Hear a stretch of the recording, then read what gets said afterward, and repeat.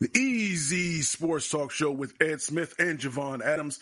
My name is Javon Adams. You can call me J or J Love. That man over there is Ed Smith. He not only played professional baseball, but he also played in the National Football League for that first Super Bowl bound team for the Atlanta Falcons. He is an author. He is a motivational speaker. What is good, my brother? Hey, chilling, Jay, after a good weekend of NBA basketball and got the draft all completed. Got a lot of stuff going on right now. Yes, we do. Yes, we do. So a couple things that I wanted to get into. One, I want to get into the NBA playoffs, and I want to check on your son to see how he's doing, especially with the way that the Milwaukee Bucks have not been playing. And then I got a theory, or just a balloon to throw out there just to get your thoughts on something in the NFL and quarterbacks and all that stuff. So without further ado, let's get into it.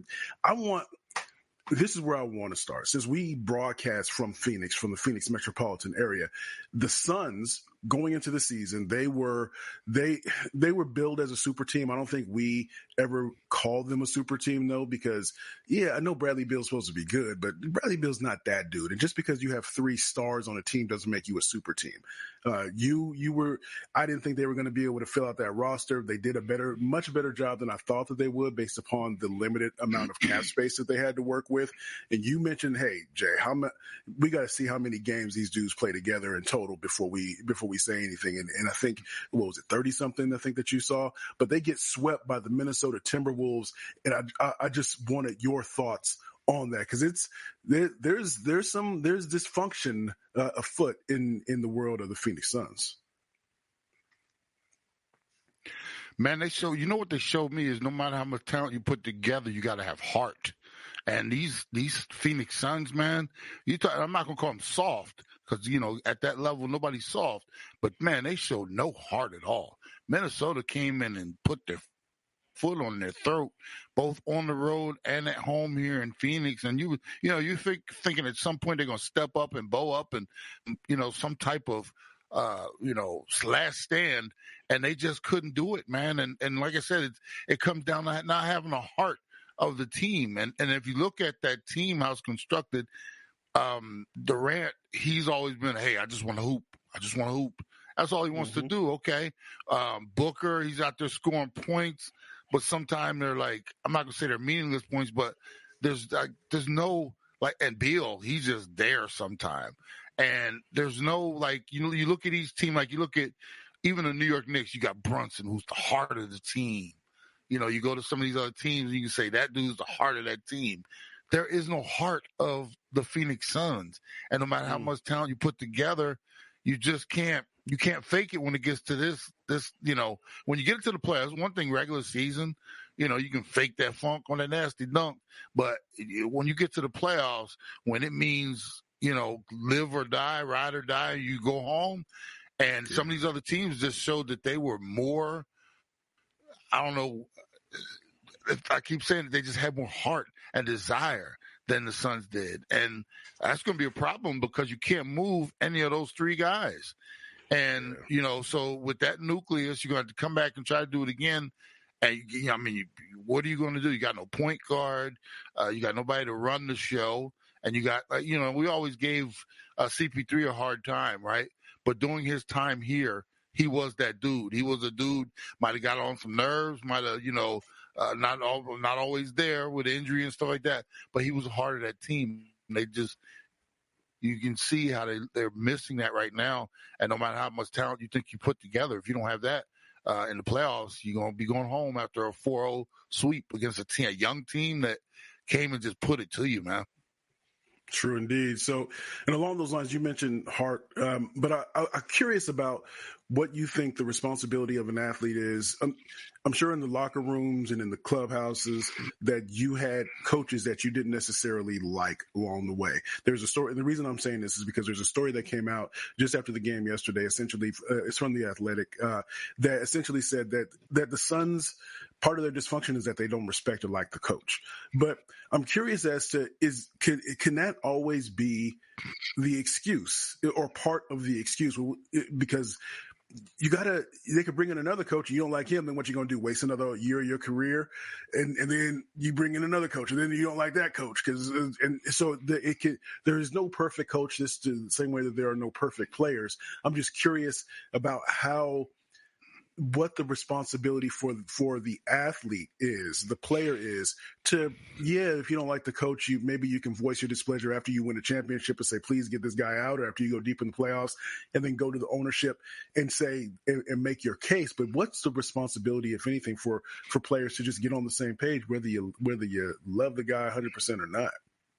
That's a cop-out. I mean, how many office buildings around this country have somebody in leadership that everybody it just adores in the office? No, most of the time you got half the function, half the team likes this guy, the other half doesn't, or you got a percentage that are kind of just indifferent. Same thing goes with sports. And here's the thing: we just had Monty Williams in there. Yeah. Not too long ago. We found a way to get him out of here. Then you bring in Vogel. I mean, where is the perfect coach for these guys? And at what point do you have to suck it up as a spoiled millionaire and maybe work for a guy who's expecting more out of you? You know, he wants you to play defense. You might not like his philosophy, but if you're going to go to that next level, you have to do what he says. And that's what I think a lot of times happens with these players, especially in the AAU society, that our American players are born and raised in now. They don't want to be told anything.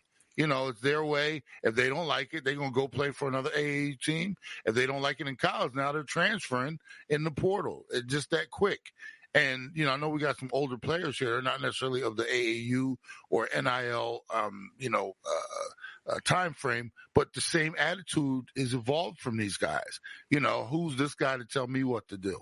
I don't care. Get him out of here. And it's just, you know, it's like, so at some point, everybody has to play for somebody. And you're not, you know, my high school girlfriend, her dad said something to me one time, and you just take those nuggets sometimes, like, wow, that man was a genius. And he said if everybody liked everybody, it wouldn't be enough time in the day to spend with each other. And I mean, Okay. and it's serious, you know. I mean, sometimes you just got to do what you got to do. I didn't like every coach or manager I played for, but I knew I had to go out there and do my job. And that's what it's all about. And these guys, I think, get to a point where they don't like the way he's using me. And then, you know, to set up and play. Sometimes you just got to say set up and play.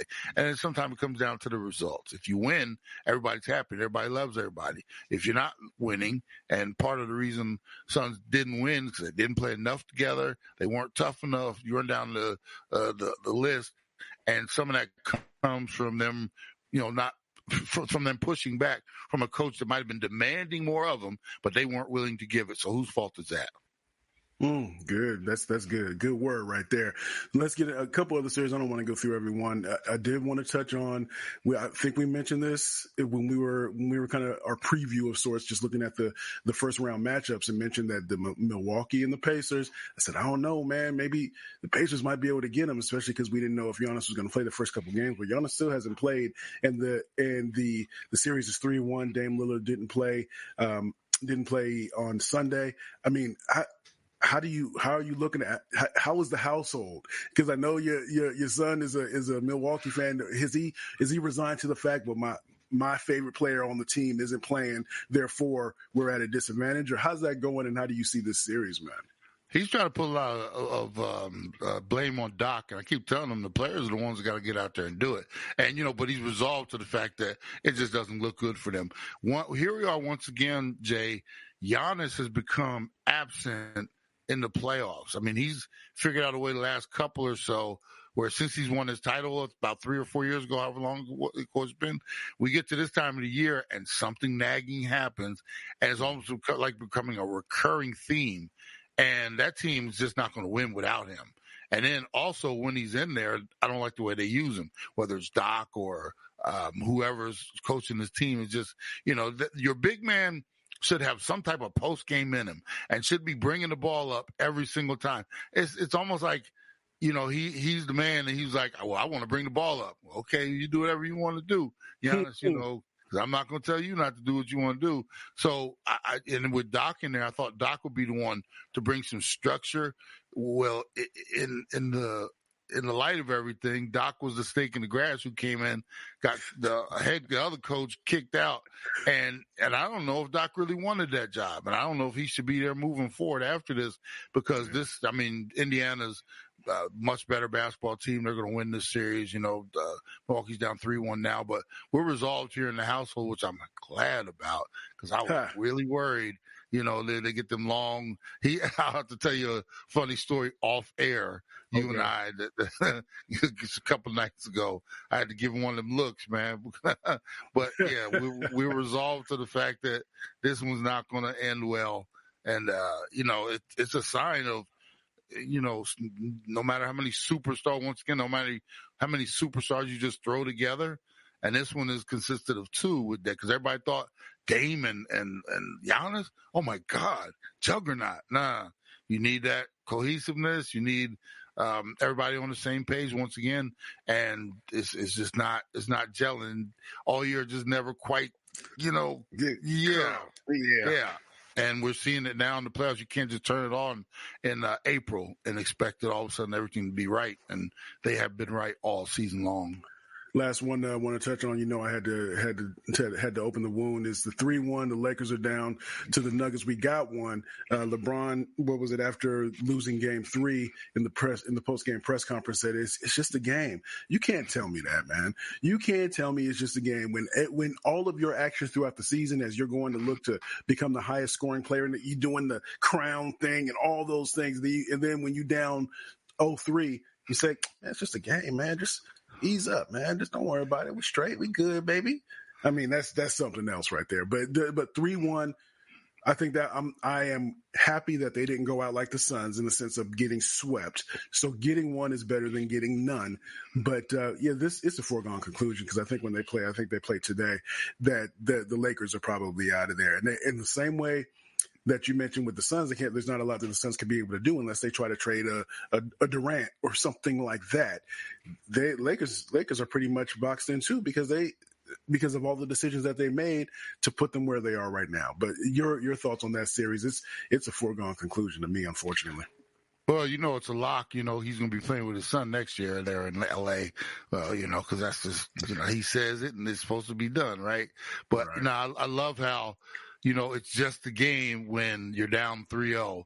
It's not that important, really, but you want to, he's a dude, man, he loves to write the story.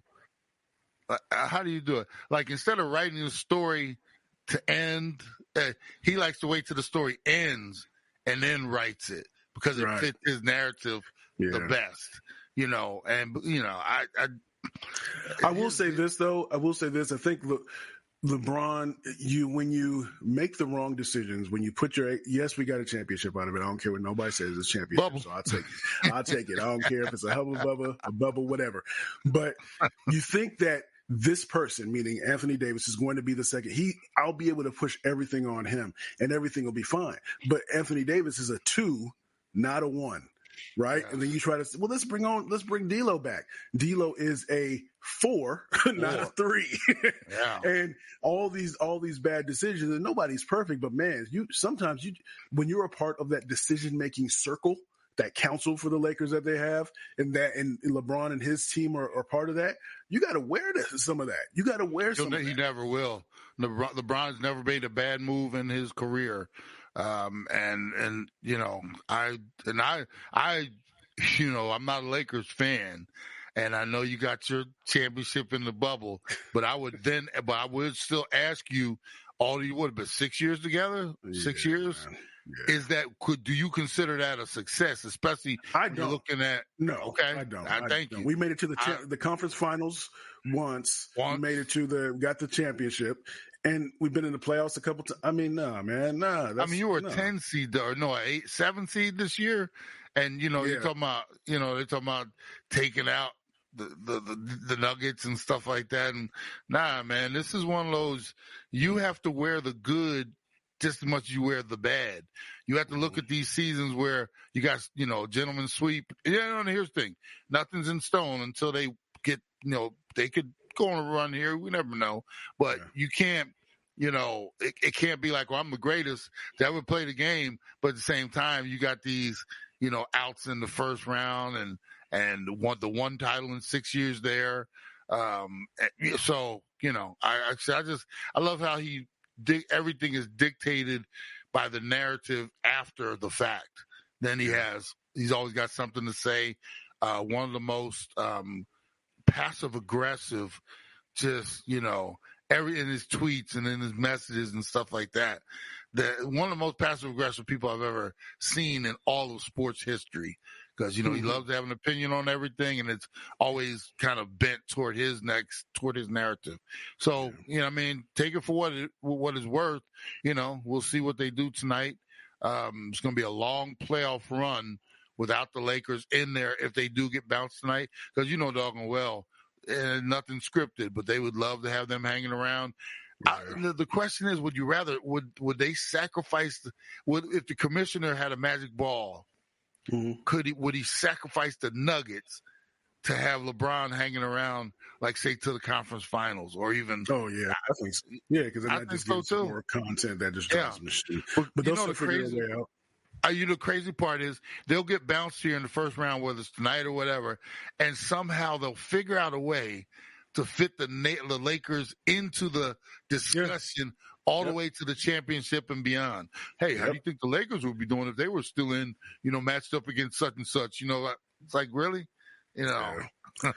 Indeed. So before we head out of here, Easy Sports Talk Show, Ed Smith and Javon Adams. We do this thing 3 times a week, Monday, Wednesday, Friday. Go to easysportstalk.com and go subscribe on YouTube as well. It's at The Easy Sports Talk Show, at The Easy Sports Talk Show. And subscribe wherever you're listening to this as well. Tell a friend to tell a friend. But got a theory. So we talked about, and a lot of folks have talked about, the Michael Penix Jr. being drafted by the Atlanta Falcons and kind of what were they thinking and all that, because you're looking at, and some people touched on what I'm about to touch on in terms of this, but most of it has been, you got Kirk Cousins, you're paying him all this money, then you're going to bring this rookie in and all that type of stuff. And so, but some of the things they talk about are age related to the quarterback. And we talked about that I jokingly mentioned that Bo Nix is as old as me, right? Because he was in college for so long. But came across a story or heard a story that the Denver Broncos, they gave Bo Nix they gave him not all the play calling, but they gave him a plan, right? So before they met him, they gave him 12 hours to soak up what a game plan would be. And so he comes in the next day and he executes it almost flawlessly. Something that when it comes to rookies, you don't necessarily see, right? Mm-hmm. One of the things that you're talking about with Penix is that he was in a pro style offense. He has a lot of experience. He's in college for a while. I believe Penix Jr. is 23. Bo Nix is 24. And so the issue has been that they're going to be 27, 28, when they're on there, when the time for the next contract, all that type of stuff. My question to you is, what's wrong with that, in the sense of, if with a lot of the rookie quarterbacks that are coming in, they're younger, because there's the Zach Wilson is just as old as Bo Nix, right? Now for Zach Wilson, maybe if he had stayed in college a little longer, maybe he would have been a little bit more seasoned when they took him out the oven, and he wouldn't have had the struggles that he's had to this point so far.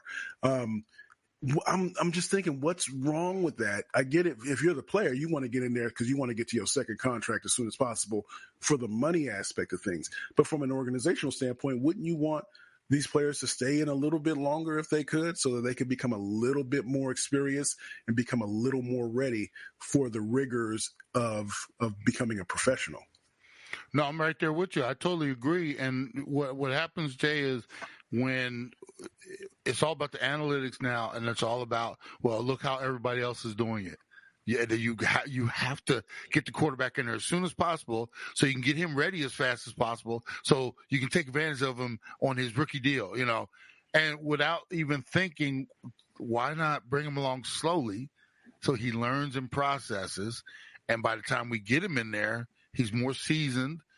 We might have lost a year or so on his rookie deal, but in the long haul, it's going to, nowadays, Jay, instead of we have to nurture and, help him progress, it's like we got to see what we have as fast as possible, because in 4 years, we might be drafting another quarterback, because he, didn't pan out. And it's like, no, we don't give these young dudes the toughest position in all of professional sports. And you want to get them in out there as soon as possible. Even your backup tight ends can come in and they go in and out. They're backed up, they're backing up a veteran. They're learning how to do it in the meeting rooms, watch film, go out and read coverages and, all your signs, your blocking, different things. They're able to go out there, and fail and learn, and then eventually, you got a seasoned product. But with these quarterbacks, we can't do it. Because we got to get them on that. We got to get as much as you can out of them as fast as possible so we can see what we have. Because we don't, we got to move on, or we got to get as much as we can out of that rookie deal. And, you look at a team like, you look at what Kansas City did, and you would think more teams would think, hey, they didn't just throw Mahomes in there, did they? Huh? He played one game in his rookie year, the last game of the year when they didn't have anything to play for. He sat an entire season. Played one game at the end, and then they were like, okay, he's ready. And they put him in the next year. What is wrong with that? Absolutely nothing. But because everybody's monkey see, monkey do, we got to get him out there as fast as possible. We can't wait we can't wait and lose a year on that rookie deal. Man, it's just, like I said, I get so sick of it. And then they want to throw these quarterbacks on the heap so fast because we tossed him out there. He wasn't ready. We didn't have enough around him at that. But he was supposed to go out there and perform. And, 3 or 4 years later, we're doing it all over again, New York Jets. Just run down the list of teams that have done this, mode, and they're right back at it, drafting a quarterback. And it's disgusting, man. I just get so sick of it. It's disgusting. There you go. He is Ed Smith. I am Javon Adams. Again, we do it 3 times a week. EasySportsTalk.com. EasySportsTalk.com. So make sure you tell a friend about what we got going on here, I should say. And as we always like to say around this time, you can